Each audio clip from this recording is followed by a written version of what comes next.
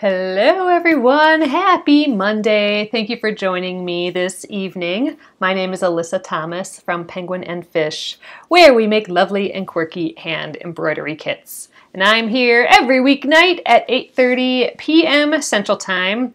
It's a time where we can relax and craft together for about an hour. And I work on projects from beginning to end so you guys can participate in the whole part of the process and sew and stitch with me. So tonight, you guys, we are going to be working on the Trip to the Quilt Shop block again from the Splendid Sampler 2. So we are just about done with this. Here is our block. It is looking so pretty. All we have left is the embroidery. So we are going to work on that tonight. We're going to transfer the design using a light table, and I think I'm just going to use a pencil. You don't have to use anything fancy really, like a water-soluble pen or something like that. I think I'm just going to do a pencil. I think that's going to work out well for the text. All right, I'm going to flip you around and we'll get started tonight. Thanks for joining me again. Hope you had a fabulous weekend, you guys. All right, I got the template sheet out here. So in the back of the book, there are two template sheets, and this is on the block is on page 67, so you can find it there. Oh, and before we get too far, you guys, look, I finished up this washcloth. So we had been knitting all last week, just as a little kind of break. And we had done the kind of like this little basket weave pattern on the knit square here, just to kind of play with the idea of knits and purls and the idea that you can control where you place all of these bumps. And this basket weave design is just like we just are showing that. It's an example of that. So here we go. The bumps on this side, and then the flat parts. If you flip it around, it's the exact opposite. So anyway, I finished that, you guys, this weekend. That was a nice, chill, relaxing little deal. So this pattern, definitely check out the project. We just did it in a few nights here. And I got about this far on the last video, and then I just finished it off over the weekend. So you can go check out the videos on YouTube if you want to learn how to do this. And I did the whole patterns on there, at least for the normal washcloth side. So the normal increase and decrease is all on there. And then, you know, if you wanted to try out this, I don't have the pattern written down for it, but if you watch the videos, you can definitely do it with me. Well, yeah, that was fun. I definitely want to do more knitting in the near future. So I wanted to share that with you guys, because I did basically the whole thing with you guys here. So, all right. Anyway, back to embroidery. Here is our design that we need to transfer onto this piece. I think I had this as the top and bottom. And one thing that we need to pay really close attention to is where this type goes. So it goes at the bottom and the side. I think I'm only going to do the bottom text and skip the side text. But we need to remember that we made this square extra large because we'll be handling it a lot because of the embroidery. So like this is the 6.5 inch ruler. This is the size we're going to cut our quilt blocks. And then you got to remember that we are also sewing it into a quilt. So we're going to lose another 1/4 inch all the way around. So we're going to lose another 1/2 inch total. But if we get this all centered here, you know, if I'm centering the middle area, you know, I'm going about right there. So I got about, for the cut block, I got about a 1/2 inch or so of leeway here, because remember I need that 1/4 inch too yet. So I really have to get the text kind of right where this black line is on the ruler. I got to get it right in there. So I'm going to butt it up almost right against the edge here. I'm gonna leave like just a hair. It's gonna look like, man, I got tons of space down there, but really we're gonna be first cutting it and then sewing it in. So we really only have like this space to work with. So don't forget that when you work on yours. All right, I have a light table out here. I'm hoping that will help us tonight. The only problem with the light table is that there's stuff on the back side as well. And actually, this feels like more than one piece of paper. Oh yeah, so here we go. Let's unfold it a bit more here. Felt kind of thick. This will help us trace a little bit better, but there you can, oh, sorry, I keep bumping. There you can see that we can see the back side, but I think it's bold enough that we should be able to trace through it. I did put a link to a light table. They're cheap now compared to back in the day when I got this one. All right, first up is this. So we mentioned that we might have trouble with that seam allowance, and I totally am right now. I'm going to just flip this seam allowance. I'm just going to try and push it out of the way a little bit so I can see a little bit better. And I can kind of guess too. It's just the letter S. So I'm going to just draw this with my pencil here. This other seam allowance needs to bump out of the way too. There we go. So I'm just kind of temporarily folding it back there. Now I can kind of see things. Actually, now I can't see the bottom again. We'll get it. I think this will be easier on the bottom text. I'm just trying to center that. I think as long as I have that circle centered, we'll be okay. All right, so I'm going to just with a pencil do it. So I think pencils are a great way to trace an embroidery design if you don't have, you know, any fancy water-soluble marker or anything. I also think that it gives you like some really precise lines, and this should come out pretty easily. I think, like if you wash it a few times, it's not going to bleed or anything.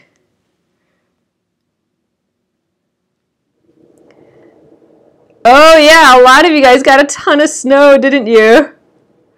You know, we're up here in Minnesota and we haven't been getting anything, just like nothing lately. We actually got rain a few weeks ago. All right, we're going to get this little S in here. Okay. Let's just take a look at that. That's, oh jeez, you guys. Okay, I gotta get up a little higher. I keep tapping you. So the phone, I'm shooting this on my phone, and it's right in between my face and what I'm doing here. So if I get this too close to my face, then I hit the phone. But all right, I think that's decent. That's our little bit in the middle here. It's pretty cute. All right, let's do that text. And I think, like I said, I think I'm going to only do the line of text here. You can do that the other line as well. But here too, I'm going to fold back this seam allowance. Let's get this back on the light table.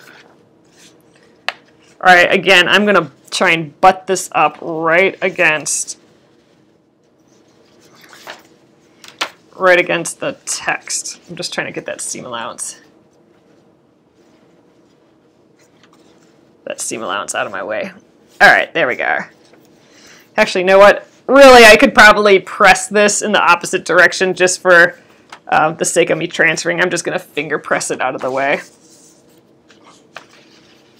Okay. So remember, we only have like that little ½ an inch or so to deal with here. I'm going to try and center it in here.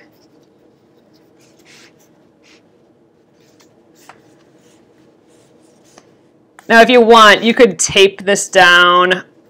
I think we're going to just deal. Actually, I think I might start in the middle and go this way, and then work my way this way. Oh, you pinned yours. Oh, that's a good idea, Pat. Pat pinned her seam allowance to the back.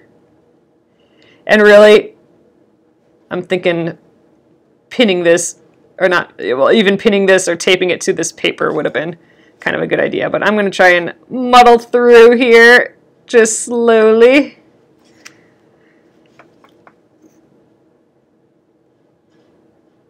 I just started in the middle because I felt like I could hold it down easier here.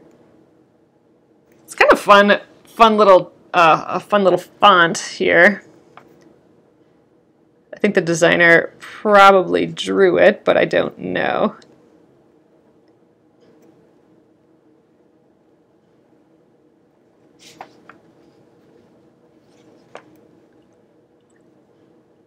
All right, it's got these cute little serifs on the end. The serifs are the little feet. Well, one little French knot there. All right, now let's try and go this way. I might go letter by letter, just because I don't want things to move on me. Maybe we should see if we're still, yeah, we're still in a, I still like the spot we're in.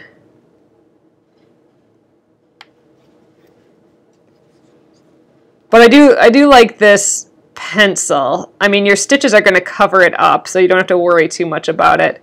And the nice thing is you get a nice little line, which is going to work for text really well.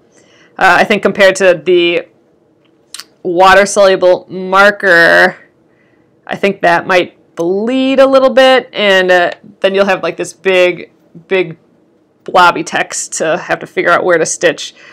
With this pencil, you'll be able to just see really precisely where to go. Almost there. Take your time, and yeah, if you need to tape it all down, tape it all down. That's why we have this extra edges around here, just in case we muck it all up, like with tape or whatever else, or our hands, then we should still be able to do it. All right, I think I got it here.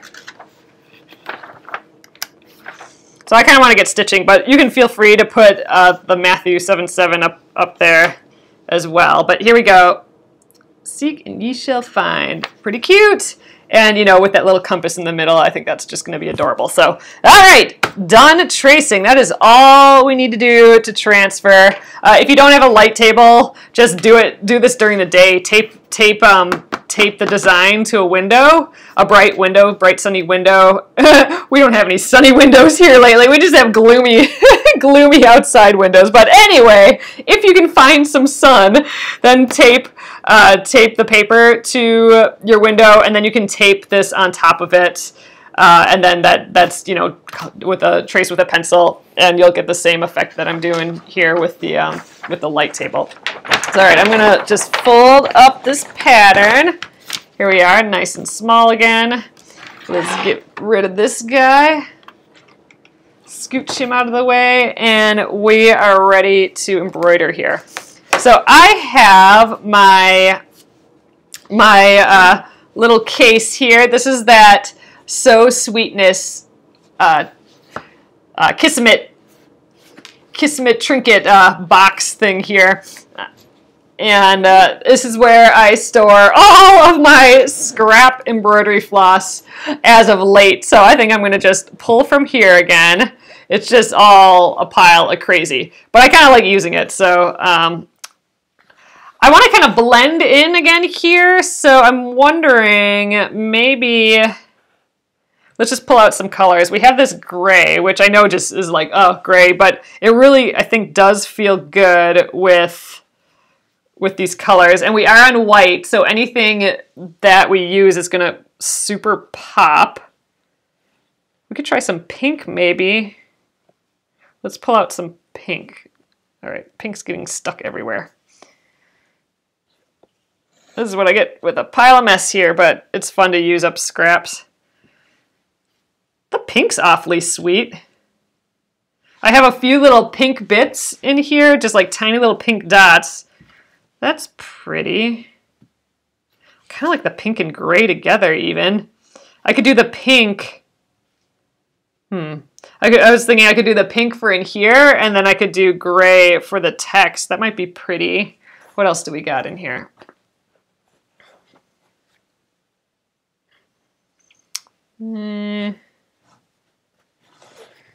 I don't have a huge selection of colors in here, unfortunately. Like, I could do a lot of kind of neutrals, but I don't have many neutrals in here. Here's bright yellow. We do have a lot of yellow in here, but I don't think that's as fun. I kind of like just the gray and the pink. Yellow for the center. Yeah, I don't know. For me, that's just reading too bright. Too jarring for me right now.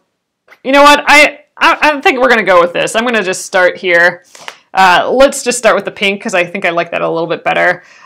You can put this in an embroidery hoop if you want, maybe just the middle one, just a little small embroidery hoop, but I think it's probably going to be the easiest to do that technique where you kind of use your hand as the embroidery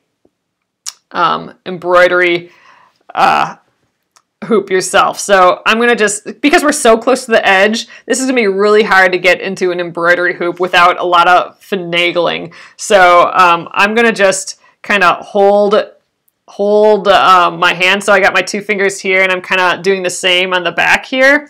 All I'm doing is kind of stretching, like now I have like this kind of flat surface. I think that's how I'm going to do this. And I'm going to just keep stitching along and along and along, just using my hand.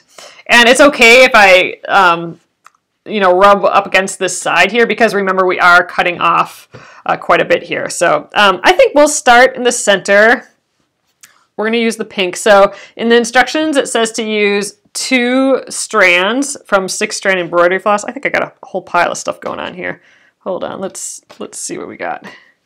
Yeah, I got 2 pieces here. So, all right. I'm going to just use, this isn't going to take much thread, so I'm going to just use like I always kind of like cutting like a 24 or like an 18 to 24 inch piece. So I'm going to just trim that. And to get your two strands out of the floss here, this is 6-strand embroidery floss, so it has six strands, and they're meant to be easily separated. So if you just hold it in between your finger, your thumb and forefinger, and then just kind of separate 1 strand from the pack. So there we go. I got 1 strand from the pack. All right, then I'm going to just kind of pinch in the center there where it's separating that 1 strand, and I'm going to pull in that 1 strand and hold everything else. And it's going to look like a crazy mass of, like a crazy big knot that I'm making here. But actually, when I get the string all the way out like that, it all kind of releases. So I can just put it right back, run my hand through it, and it's not twisted, it's not anything, it's like I did nothing. It's perfect again. So no knots, no nothing. So I can do that again.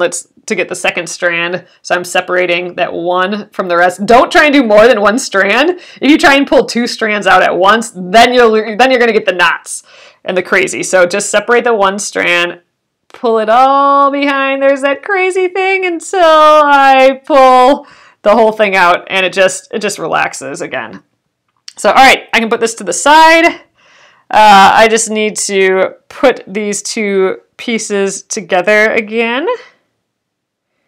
So I'm just going to line up the points and just run my hand along the edge there.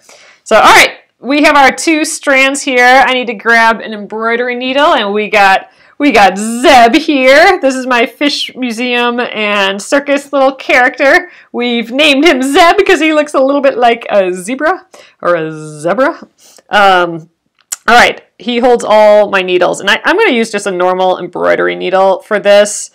Sometimes, this is like I got some embroidery needles that are got a little bigger eye. I think we'll try one of those again. They're kind of like a tapestry or like a cross-stitch needle, but sharpened. So all right, I'm going to pinch my thread here, and I'm going to just lay, as I pinch, the moment I see the floss, I'm going to put the eye of the needle over that, and then that should get the floss through there. So I don't usually start with a knot. I usually start by leaving an end, and then I weave in the end later. But I think in this case, you know what, I'm still going to leave an end. Instead of doing an away knot, though, I'm going to do it this way. So I'm going to start I think I'm going to start with this circle, then I'll do the arrows on top of the circle. And the letters, yeah. Well, we're going to do it that way. So I'm going to just start right here. All right, so what I'm going to do is kind of just leave an end like this, like a, I don't know, 3-4 inch end, and I'm going to try and stitch over it as I go. And if not, I'll just weave in the ends later. So I'm just going to kind of throw it in the path of my stitches and go. Oh, you could do that. You could put a, Jane, you could put a lightweight stabilizer behind the embroidery. I just don't usually do that. I think maybe I'm just too excited to get stitching.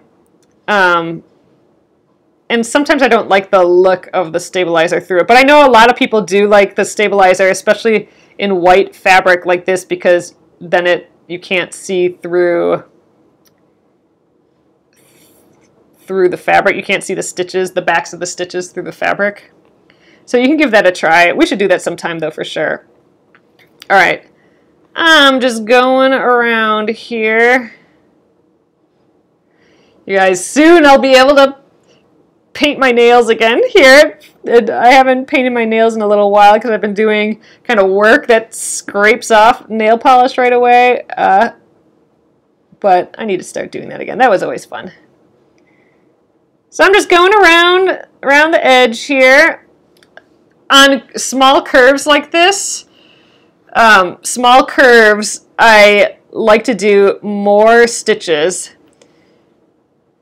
because then I can mimic a circle a little bit more. So remember, each stitch is like a straight line. So to mimic a circle with straight lines, you gotta use a lot of little smaller straight lines. And so that's kind of what I'm trying to do here. I'm pulling my stitches all the way, but I'm not yanking on them. I'm not pulling them tight because I don't want to pucker the fabric at all. I'm just, once the stitches are laying flat, I'm letting them be. I'm not pulling them any tighter. I think this pink is really subtle. I think it's a little more subtle than I thought, but I like it. All right, I think we're going to get 2 more stitches for this back stitch. Or for this circle, I mean. All right, let's get this one more.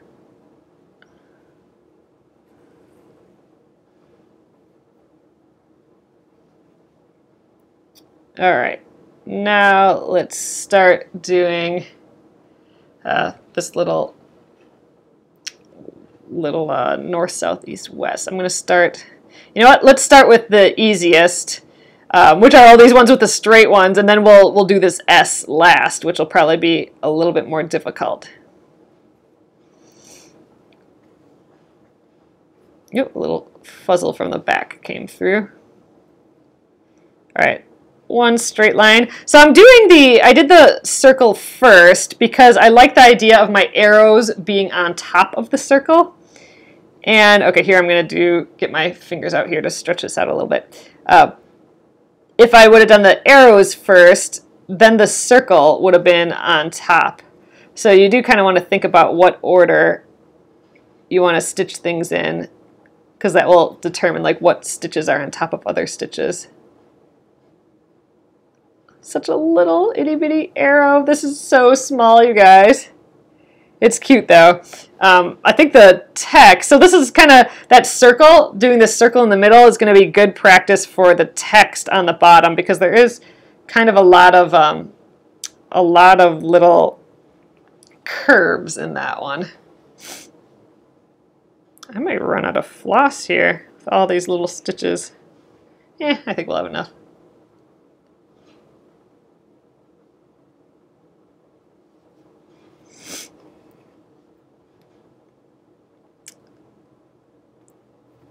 I have done projects where, you know, you mentioned the lightweight stabilizer.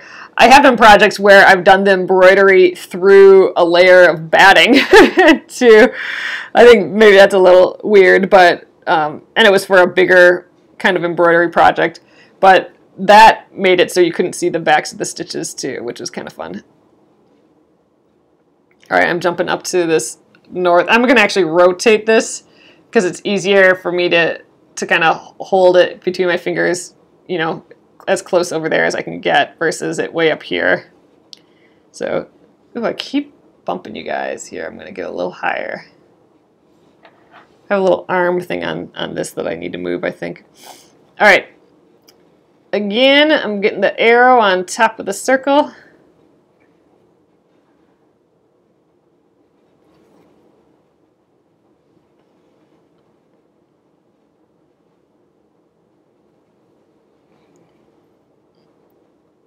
All right, and we'll get this, I almost said we'll get this little Z, but this is actually an N.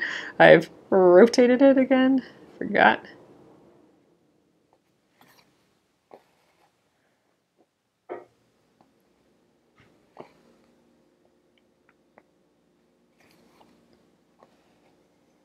Okay.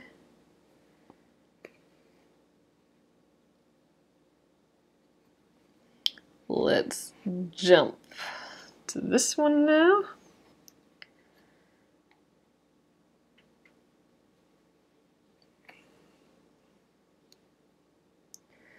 Now here I have that seam allowance on the back again. I think I'm going to just try and kind of shimmy that out of the way a little bit, just so I don't have to go through as many layers of fabric. I think that'll make the stitching a little easier.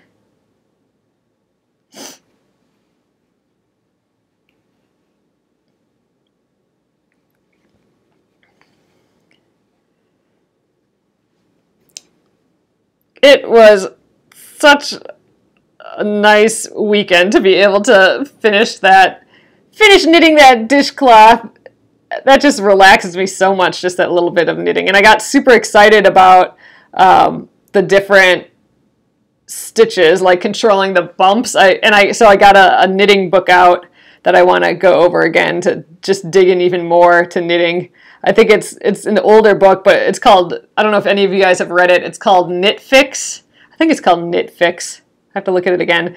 But it's like all the mistakes that you could probably do with knitting, like if you drop a stitch, what do you do? Or if you have to put the stitches back on the needle because they fell off, what do you do? And what else? Like if a stitch is twisted, or what are the right type of casting on? So all of these little tidbits, and now I'm super excited. Now that I'm knitting again, I'm excited to kind of, maybe now is the time to practice some of those, like on purpose make some of those mistakes so I can try and fix them, just so I know. It's been kind of on my, I've been wanting to do that for a while, like on purpose make the mistakes, but I think that'll be fun. So we'll see. Maybe that would be a fun thing to do here too. Make a lot of knitting mistakes and see if we can fix them. Maybe I'll look over that book a little bit more, and we can do like a super basic washcloth. Like that dishcloth is just a nice size, so we could do it where we cast on like 35 stitches or something, and then just go back and forth, and that's it. That would be maybe a good way to start.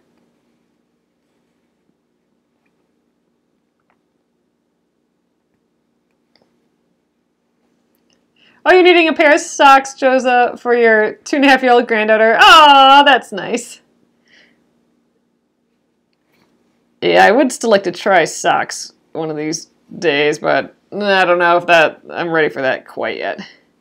I got other projects I'm working on. All right, so I'm doing this S, and it's the same thing. I'm going to start from the bottom. But, you know, the more little stitches in here, I think the more you're going to see the curves, and it's going to look like an S. It's going to be a little tough because it is very small. I'm not having, here we go. Let's stretch my hands over this again.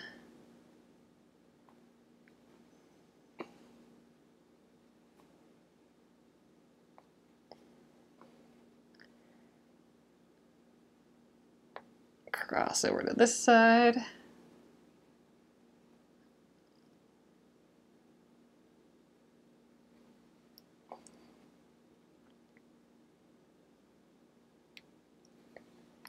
think maybe 2 more stitches to get this S. We're super small here.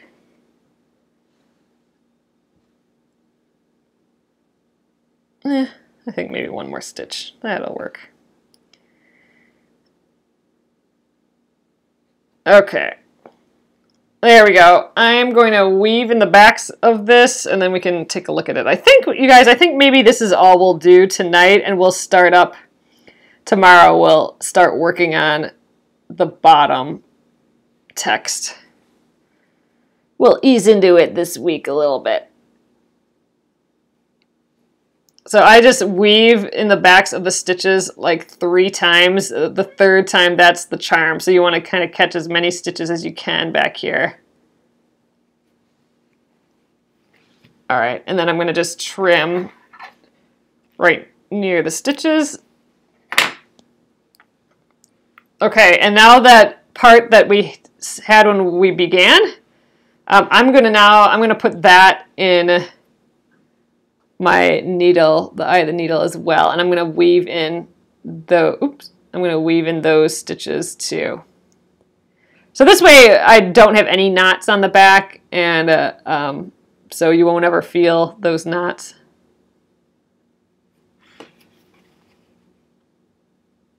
And it won't, you know, come undone on accident, those knots. So we weave them in.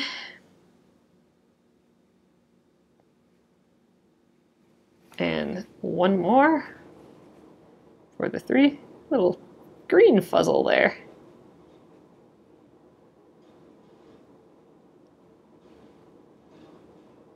All right. Okay, let's trim that, and I think that will be that for the evening.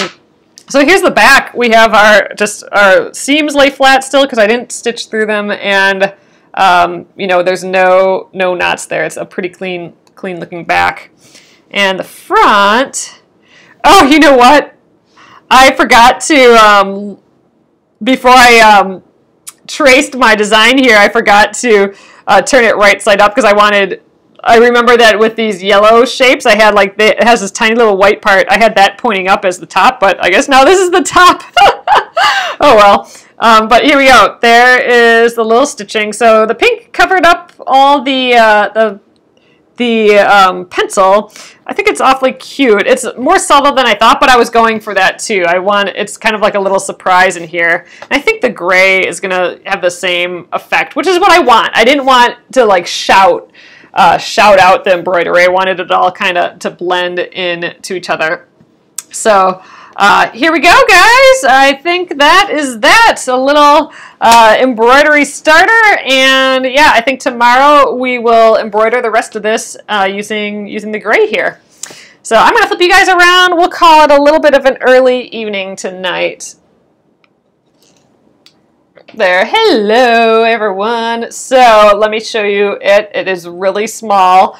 There we are. It's this tiniest of tiny embroideries. So it is in that 1 inch square. So even with that 1 inch square, you can do you can do stuff. So yeah, I'm gonna start tomorrow on this bottom text because if I started this text tonight, I don't think I would get the whole thing done, and I want to be able to show you guys this whole thing in one sitting for text.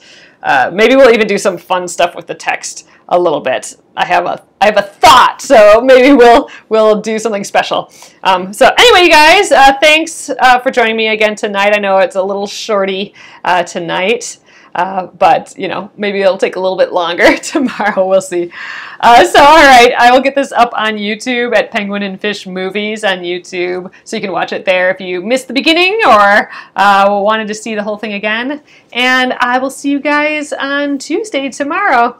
So have a great evening, and I'll see you then. Good night.